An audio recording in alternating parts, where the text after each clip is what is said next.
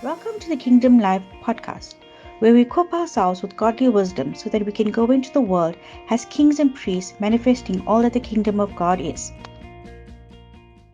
Okay, God bless you, and welcome again to our Sunday morning fellowship. I'll be sharing the word this morning and talking about kingdom management and stewardship. Okay? Management is another word for stewardship. Okay? Stewards are managers. In today's world, we know that managers is more the modern term. But if you look at in the Bible, and some of the newer version of I think it's the New International Version actually calls managers in place of stewards. Okay? So stewards or managers are responsible for something entrusted to them by someone else. Okay? As believers, each of us in the manager of spiritual resources with which God has entrusted us. So each of us that are sitting here this morning are stewards. You are managers because God has entrusted you with something. Okay, you don't own it, but you are responsible to manage it. So you're a manager. Okay? So what makes you a steward of God? Part of our responsibilities as stewards is to use what God has given us wisely. We need to apply our resources, skills, gifts, and time in ways that matter to God. So if we want to be good stewards, we need to take care of the things that God has created. That's simple, to be a steward. Okay? Now, you might ask, so what do I need to look after? Now, if you look at Genesis, in the book of Genesis, God has created in day 1, day and night. Okay, light and darkness. Day 2, the sky and the sea. So if you want to be a steward and a caretaker and a manager, the sea, obviously, pollution and things like that, we need to take care of. And day 3, the land. Okay? A lot of things happen on land. The people of God are on land. Day 4, the sun and moon. Okay? And day 5, the birds and the fish. Day 6, animals, man and woman. Day 7, that's when God rested. So, if you want to know as a steward what you need to do, is you need to take care of what God's creation is, and I've just named that to you, and that's basically the planet. That's basically Earth. And if you have any talents, any gifts, be it singing, dancing, preaching, use it to the glory of God. Make time for God. So management is a gift. Okay, it's a gift. It's a gift of ruling. Management is a gift. It's a gift of ruling. So let's look at Romans 12, 6, 8. Verse 6 says, "So we are to use our different gifts in accordance with the grace that God has given us. If our gift is to speak God's message, that's what I'm doing now. We should do it according to faith that we have." Remember, we all have faith. It all depends what size of faith you have. So, but if it is to serve, we should serve. If it is to teach, we should teach. So you know your gifts. And verse 8 says, if it is to encourage others, you're a counselor, you're talking, you're uplifting others, we should do so because you're exercising your gift. Whoever shares with others should do it generously, giving to the poor. You're sharing what you have to the less fortunate, to those that don't have. Whoever has authority should work hard. If you have authority, if you are a decision maker, you need to work hard. You need to make the right decisions. You need to make the decisions that will uplift. Okay? So, whoever has authority should work hard and rule it with diligence. Rule it with diligence. Okay? I'm going to explain that to you now. And whoever shows kindness to others should do it cheerfully. Okay? Be a good citizen. Be kind. Okay? People are going through something that you don't, you're probably not going through. So be kind to others. Okay? So what does ruleth means? Ruleth means to preside over, to superintend, and to be over. Okay? Because that's ruleth. But diligence, this is the important word. Ruleth with diligence. Okay. Diligence in Proverbs 12:24 says, the hand of the diligent will rule, while the slothful, what's slothful? Lazy. Yes. Soda. In those terms. Ricky said that, not me. Okay. So slothful is lazy, will be put to forced labor. You see, if you're lazy, you work hard. If you're lazy, you'll work hard. The word says it. Diligence is associated with leadership and responsibility.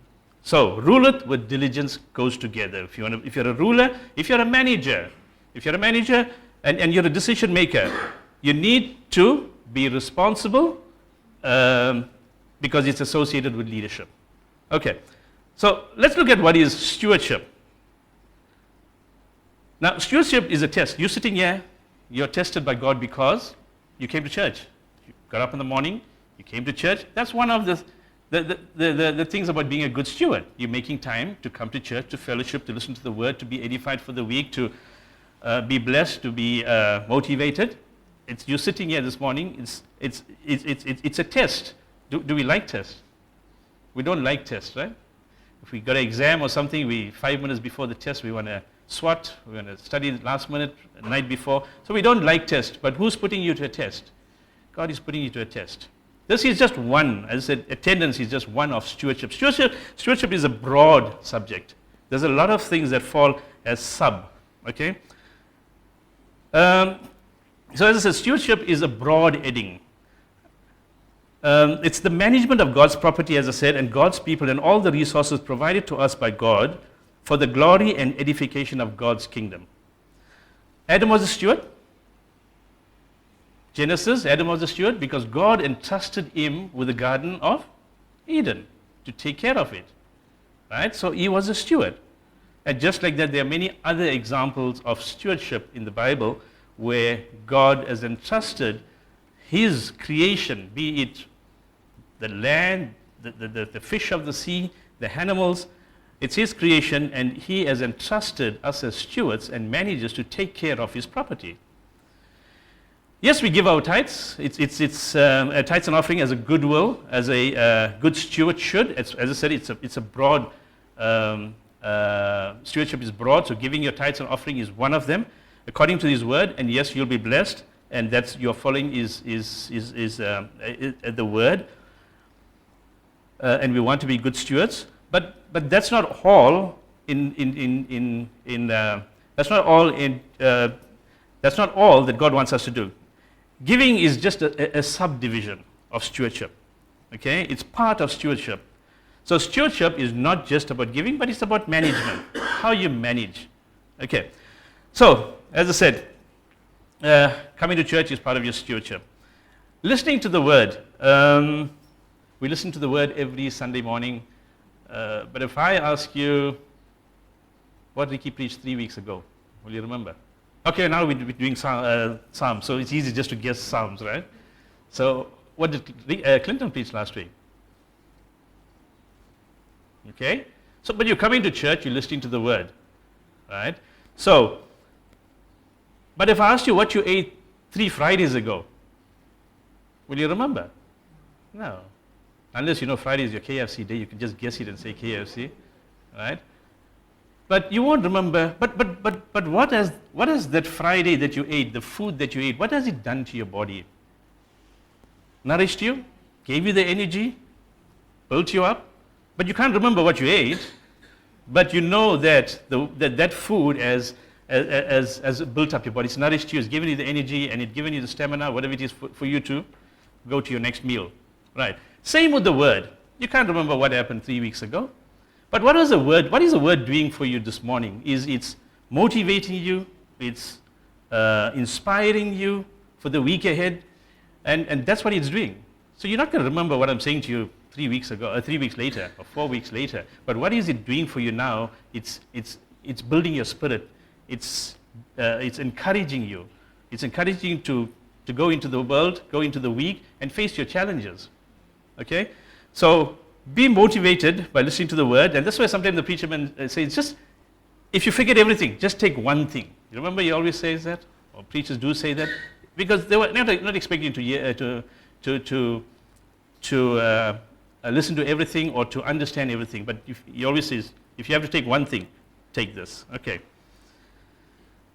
Okay, so let's go into the word. That was just my introduction. So today I'm going to talk to you about the parable of the talents. Now we all know the parable of the talents, right? And but what I'm going to do today is go a little bit deeper to the parable of the talents and tie it up with stewardship and in terms of managers of God's property and God's belongings. Okay, so I've got a couple of scriptures on the board, but I want to go deeper into Matthew 25, verses 14 to 30, and look at what the parable is saying. Now, we all know what a parable is, right? A parable is an earthly story with a heavenly meaning, teaching us the lessons that we need to know that God uses in terms of explaining to us in a parable. Okay, so verse 14, Matthew 25, verse 14 says, "For the kingdom of heaven is as a man traveling into a far country." A man is a master. Okay, so we have this parable where there's a master. He wants to leave his palace or his castle and he wants to go to a far country to do business or for whatever, who called his servants and delivered unto them his goods. So, the master, this man's got a mansion, he's got servants. Now, what he wants to do with the servants, he wants to make them into stewards. So, he's giving them a lesson, right? He wants to challenge them and he wants to, same at work. Your boss might put you to a test. Don't just shunt it aside because that could be a test for you to be promoted, okay? So,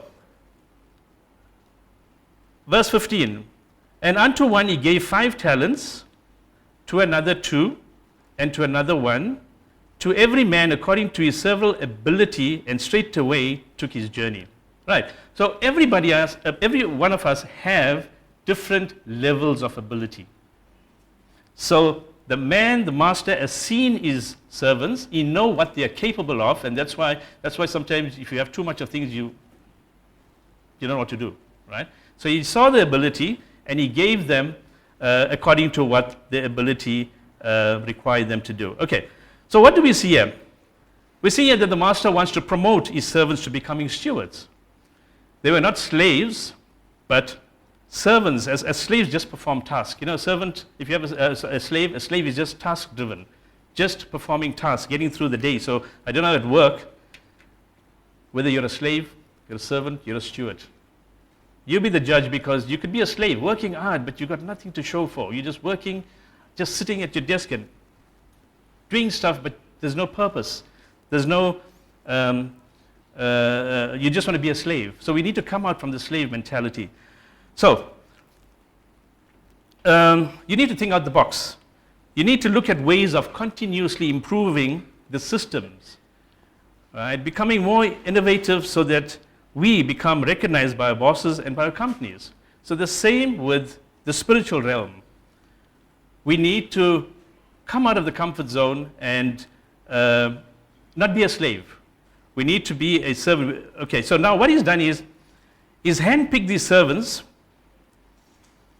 and these servants were given control by the master of the master's possession, so that he wanted to promote his servants. So now they were not servants but stewards for the master. So he wants to make them stewards, so he is treating them as stewards, okay? And the same, I think I can say for work. When we want promotion at work, we need to make sure that we're not slothful, we're not lazy, because your boss watches you. He watches what you do. He watches your timekeeping. He watches things like that. So we need to make sure that we are committed to what we do. We are committed to the little that we have, so that we can be given more and we can excel and do better for ourselves. So let's understand what a talent is. So it's a parable of the talents. Let's understand what a talent is. Now, a talent is not the skills that you have, singing, dancing, those type of talents, playing a musical instrument. That's a different type of talent. Okay, now the talent that's in the parable and that we're talking about this morning is that a talent is a measure. It's a small fortune. It's not something. It's not some spending money, but it's a small fortune, where it was worth investing. Right? So in those days, it would have been several $1,000s if we do some research, because as I said, it's not pocket change. It would have been thousands of dollars, and that would have been the talent that we are talking about this morning. So each one received a sizable amount and according to his ability. So each one had something to work with according to his ability, but not beyond what he could manage. So as I said, you will only be given what you can manage. I've read something about the lotto. People won big money in the lotto. They couldn't handle it. They couldn't manage it. Why? Because they never had so much of money before. They needed counseling. And you notice that they offer counseling because you've won so much of money. You didn't have yesterday, this morning you got up, you got so much of money, you don't know what to do. So again, they offer you counseling so that they can bring you to this ability that I'm talking about, where you're only given the measure of what your ability can take. Okay, so now let's see the servant's response in the next few verses. Verse 16, okay, I don't have that there. Oh, no, it's there. Okay, so verse 16. Then he had received the 5 talents, or then he that received the 5 talents went immediately and traded with the same, and then made another 5 talents. And likewise, he that had received 2, he also gained another 2. But he that had received 1 went away and dug a hole in the earth and hid his Lord's money, his master's money. Okay. So if you look at verse 16, immediately. The first servant went immediately. What does immediately say? Without delay, no procrastination. Jumped to the opportunity, it began to work. That's what we need to do. That's what God is wanting us to do, is to jump for the opportunity. Okay? Without delay, take advantage. And another version, I think it was the New International Version, said straight away. So immediately is straight away. Don't dilly-dally. Go and make your fortunes work for you. Okay, so be ready for the challenge, ready to take on the responsibility that was given to him, right? What did the first servant accomplish? He accomplished 100% of his investment. Is that good? Very good. Because if I had 10,000 rand today and tomorrow I got 20,000 rands, or a week later or 2 weeks later 20,000, that's 100%. That's a lot of money. Even the banks don't give you that. Okay? So he actually got 100%. Some of us wait for Christmas bonus to get 100%. Right? Well, that's 12 months you've got to wait. That is if you get a Christmas bonus. The second servant also the same, with similar results. Okay, which was 100%. So he got 2, he made 2, and he came back. The third servant went aside. Not immediately, not straight away. So that's interesting to note, that verb, aside, because it shows a lack of direction. No focus, no interest. So that alone will tell you the lazy wants to be lazy, the slothful wants to be slothful. There's certain things you can do for them, but unfortunately, there's only so much you can do. Right? They want to be where they are. So, he dug a hole and hid the money. Now, those days there were no safes and vaults and bank vaults and all this thing. Well, remember when I was growing up, we had kist. Remember the kist? This imbuya, you open and it got this thing that come out, and the granny locks that up in the room. And if you're coming out from the room, she wants to know, did you go to the kist? Because why? All the valuables are hidden in that kist. Right? I'm sure most of you know what I'm talking about. Right, so those days they had no safe. He dug a hole, and that was the safest thing to do, and to hide the money. Right, now in the next verse, we read that the master returns to check on his servants that he entrusted with the talent. So the master goes a couple of weeks, whether it's months, he comes back now. He's going to test his servants. What we call it in the work? Performance appraisal. Evaluation, exactly. Evaluation, performance appraisal. That's what he wants to do. You want to see what has happened with his servants and whether they took care of his talents. Okay. So after a long time, the Lord of those servants cometh and reckoneth with them. There was going to be a reckoning, a judgment. The master is going to judge them. Verse 20. Okay, I don't have all that, thinking that you'll have your Bible that you can refer, so I didn't put all that there. But you can listen to me if you don't have. If you got it on your phone, it's fine. I know that you're looking at your Bible. That's why I don't like to download the Bible on the phone, because when you've got your phone in front of you, I'll think you are not looking at the Bible. Okay, but I'll read this. Right, so verse 20. And so he that had received 5 talents came and brought other 5 talents, saying, Lord, thou deliverest unto me 5 talents. Behold, I have gained beside them 5 talents more. He brought the investment and the profit. Okay, let's read what the master's approval and his evaluation is telling us. Verse 21. His Lord said unto him, Well done, thou good and faithful servant. Thou hast been faithful over a few things. I will make thee ruler over many things. Enter thou into the joy of the Lord. So what's happened there? Was the master pleased? Yes. Was the boss pleased with your work? Should be. Right? So, if that's the case, he will make you the ruler of many things. He will make you rule it with diligence. Okay? Now he will be entrusted with more responsibilities, more rewards, maybe even a bonus. Right? So now, from slave to servant to steward. So he is qualified. He is now the steward for his master.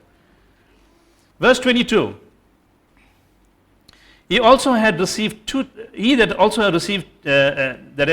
talents came and said, Lord, thou deliverest unto me 2 talents. Behold, I have gained 2 other talents beside them. So was he also a good steward? Yes, 100%. Because he brought back 100%. 2, he brought another 2, that's 100%. His Lord said unto him, Well done, good and faithful servant. Thou hast been faithful over a few things. I will make thee ruler over many things. Enter thou into the joy of the Lord. Then you can ask why the other guy was given 5 and he was given 2. Again, based on his ability. He knew if he gave him 5, he's going to go probably spend 3 quickly there and do. So he knew what was, the master knew what the ability was, and he entrusted him with just 2. Okay. So we say that the Lord will not put us through more than what we can handle, right? And that might be the troubles that we go through, the sorrows that we face. We always say that God will not give us more than we can handle. So it's the same thing, right? But also for the riches. And that's why we are all not rich and living in mansions and driving these fast racing cars and things like that, because God knows, will you be able to handle it? No. Okay. Verse 24. Then he which had received the 1 talent, now look at this, right? Who had received the 1 talent said, Lord, I knew thee that thou art an hard man. You already made your decision, your boss is a hard man. Reaping where thou hast not sown, and gathering where thou hast not strawed. Verse 25, and I was afraid. Fear. Is it good for you? No. And I was afraid, and went and hid the talent in the earth, that thou hast thine. Right? So basically, he took the 1, dug it, and came back and gave the 1. Was the boss man happy with that? He wasn't. Why? He wasn't happy because of not bringing back 100%. He brought back what he had. So, the servant, I would say, had a cheek because he blames his failure on his master, telling him that he was a hard man, difficult to work with, and was also a slave driver. We knew that, right? But it's what you make of yourself in order for you to prosper. You can't let somebody else control you. So if he was a hard man, what you going to do? You're going to live with the consequences if you don't make any changes. Same with your work environment. If your boss is hard, what do? Leave. Find another job. If you can, find another job. Because what's going to happen is your boss is going to stagnate you. You're going to be stuck in the same place because you are working off fear, and you're working because you know your boss is hard. If you walk 1 minute past the door, 1 minute late past the door, he's going to call you in the office and give it to you. You know, those are the things. You perceive the boss to be a hard man. Right? So many times we blame our bosses for our failure. So if your boss is holding you, look for another job. Verse 26. His Lord answered and said unto him, Thou wicked and slothful, see again, slothful, lazy servant, thou knewest that I reap where I sowed not, and gathered where I have not strawed. Thou hast therefore to have put my money to the exchanges. What is exchanges? The bank. Right. Foreign exchanges, the bank. So he's telling him, you should have put my money, if you want to make it grow slightly, you should have, don't bring me what I gave you. Put it to the exchanges, and then at my coming, I should have received my own usury. Now, usury is treasury. Treasury is interest. Right? Take therefore the talent from him and give it unto him which had 10 talents. See? Now, that's what happens. Something that you're due for is taken away from you because you can't handle it and given to somebody else to prosper. Then you wonder, but why are they prospering? Why are they doing so well? Why can't it happen to you? Check yourself out on that, right? And that's where we get the principle of the rich gets richer, poor gets poorer. Right? The poor is happy to be lazy and not work hard to be successful. We've seen that. I've seen that as well.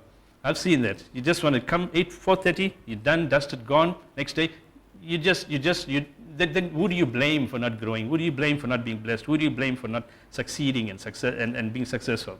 So verse 29, for unto everyone that shall be given, and he shall have abundance, but from him that had not shall be taken away even that which he had.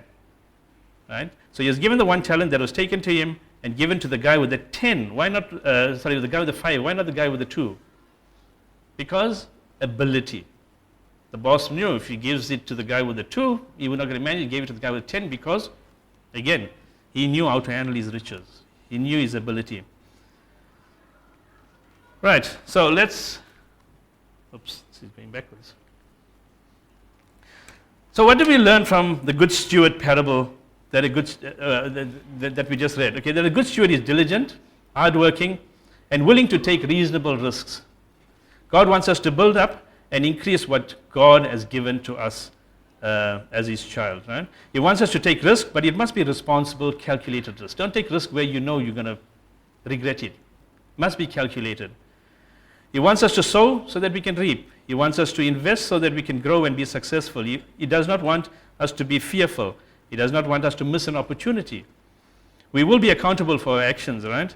So, talking about a good steward, I remember that in the early 90s I flew to Germany on a business class, first time in my life with Lufthansa. And some of the family members know the story, I always talk about this, is that I flew business class, first time ever flying ever, but in the business class. And when you do that, and being the first time, you don't want to sleep. You want to call the stewardess, whatever it is, have more meals because it's all paid for. You're traveling the business class. Once you sleep and get up in the morning, the flight's here, you landed, you've lost out. I always say that as well. When you go on holiday, sleep when you come home. Okay. So this stewardess sat there and she watched me because I was one of the few guys in the business class traveling to Germany on that flight. And she was, I don't know whether she was angry, but to me she was a good steward. She never showed. She came to me and said, always, do you want, because remember, once you sleep, they will sleep. There's nothing to take care of, right? So I'm holding her from sleeping. And she said, you okay? Can I get you something? I said, yeah, bring me. Carry on until I got tired. And I said, okay, I need to sleep. Because she came and asked you sure you don't have a rest? So, but she was a good steward, right? And she took her job seriously. She knew what stewardship was. And we refer to air stewardess, hostess, and things. But you see, that's the definition of steward. She took care of you. That's what we need to do. All right, the principles of stewardship is faithfulness. 1 Corinthians 4:2 says, moreover, it is required in stewards that a man be found faithful. Perfection is not the requirement. You don't have to be perfect. Nobody is perfect. We all make mistakes, but what do? We learn from our mistakes, right? So perfection is not the requirement. We all have sinned, we've made mistakes, but we need to ask God to forgive us and that we don't hold back our success and our prosperity, right? The principle of managing property and work. Now again, Genesis 1:1. In the beginning God created the heaven and the earth, and God said, let there be light, and then split day and night. And then God created every living creature, the whale, cattle, birds of the air. And let's fast forward down to verse 26 of Genesis 1:1. It says in verse 26, and God said, let us make man in our image, after our likeness, and let them have dominion over the fish of the sea, and over the fowl of the air, and over the cattle, and over all the earth, and over every creeping thing that creepeth upon the earth. Right.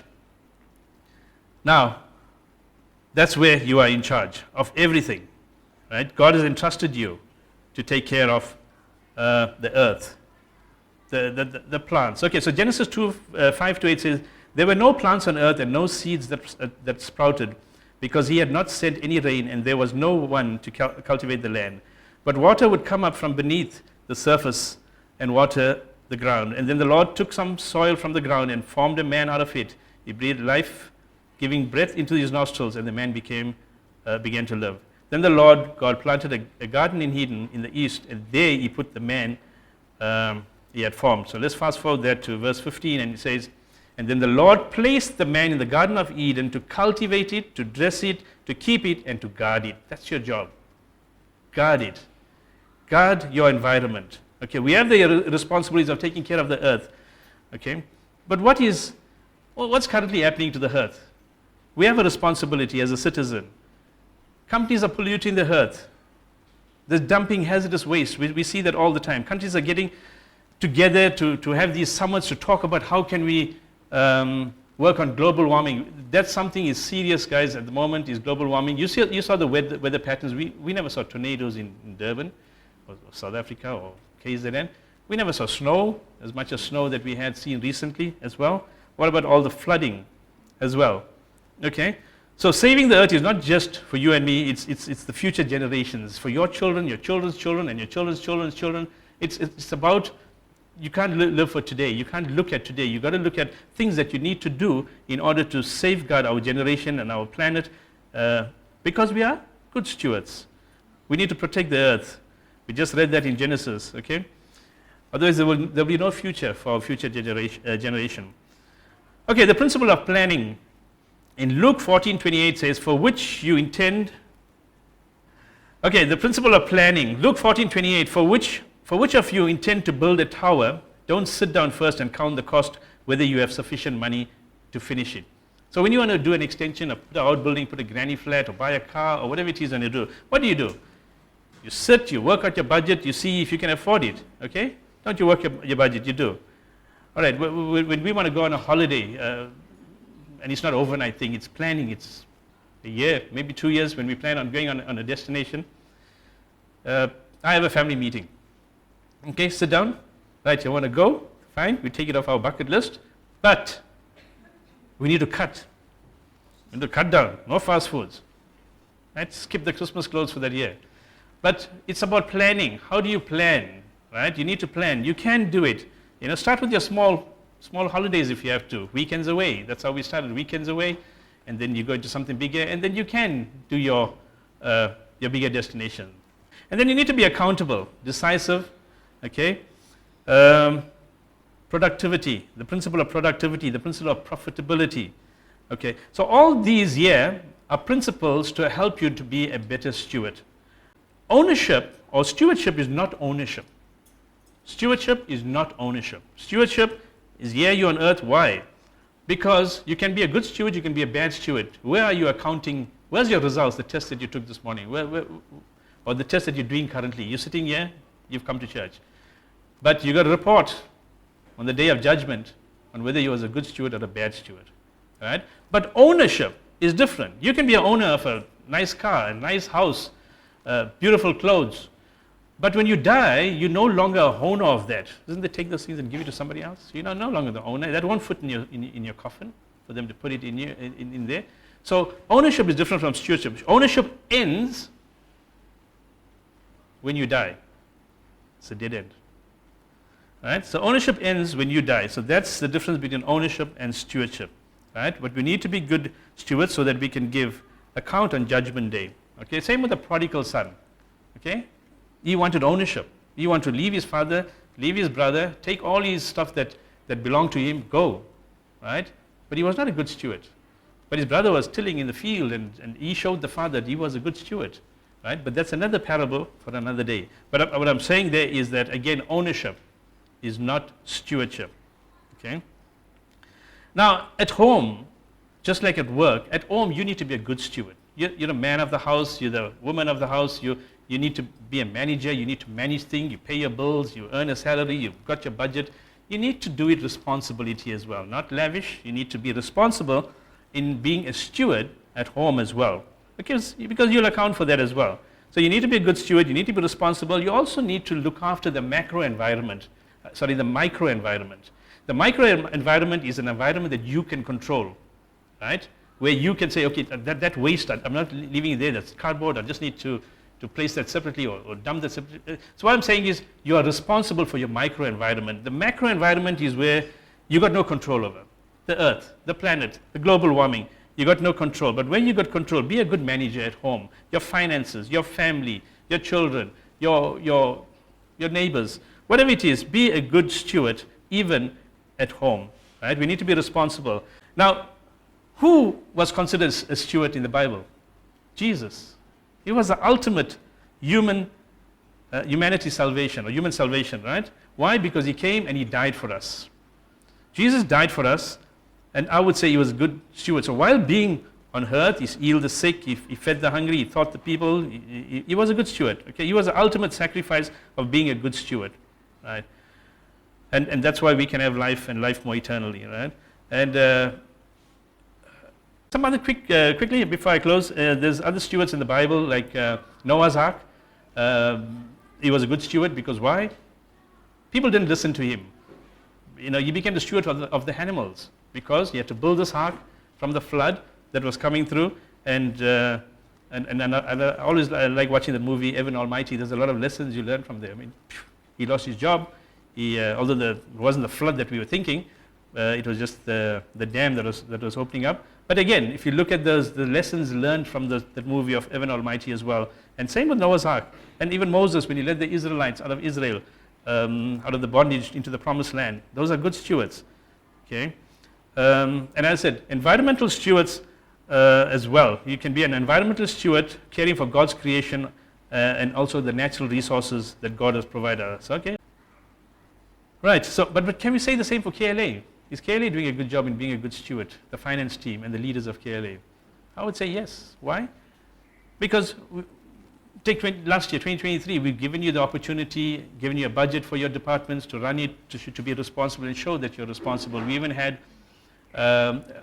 different events and functions, like for example, like the sports day.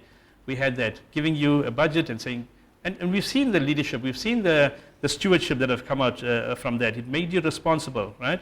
It makes you responsible on how you manage your resource, make you accountable, right? Okay, so we do that. As KLA, we do that. We give you the opportunity. Some principles of management in the Bible. In businesses, we have processes that we need to follow. We have procedures, we have systems, we have resources. Health and safety is a big thing. We need to plan, organize, lead, control. So in the church as well, we have our programs. We have the Sunday school. We have youth.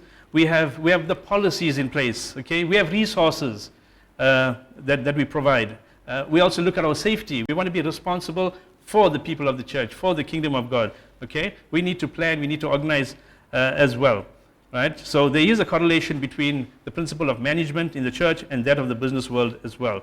Okay, and So I became a branch manager in 2020. And I know the responsibilities of being working for a corporate. For those of you that work in a corporate, you know the responsibilities. You got to show the company that you are that they put you there as a responsible steward to take care of something that doesn't belong to you, right? That's being responsible. So we take care of systems. We look at the management. Health and safety is big. Environmental. I mean, the environmental questions that were asked last week was a lot. And okay, guys, I'm about to close, and just very quickly on Jesus, the good steward. Okay, so you use your God-given abilities. Jesus taught a lot about how we should steward everything in life. Jesus uses the parable to convey the importance of using one's God's given abilities and resources for the kingdom. Serve the needs of others. It's important that we serve the needs of others. Make the most of your time. Use your time wisely.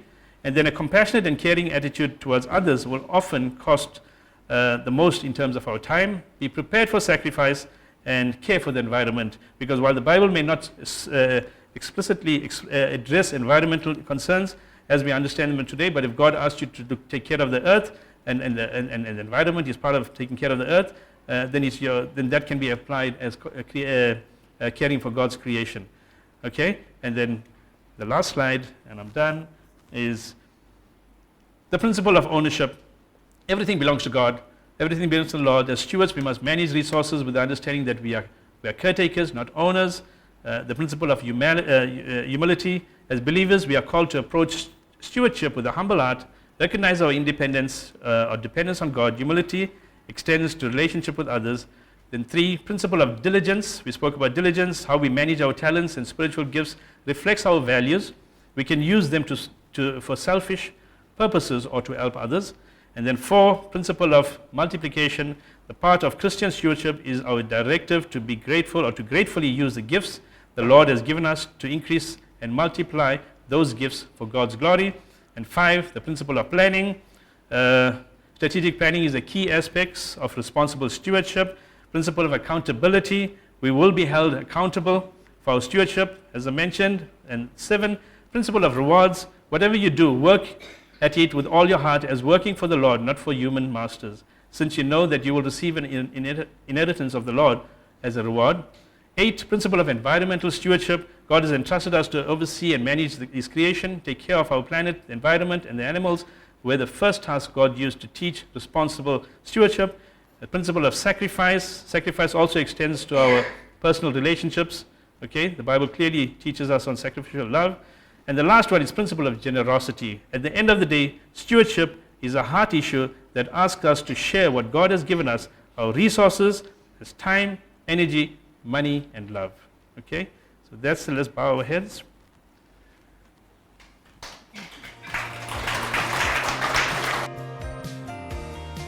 Thank you for joining us as we equipped, prepared, and edified ourselves for the week ahead.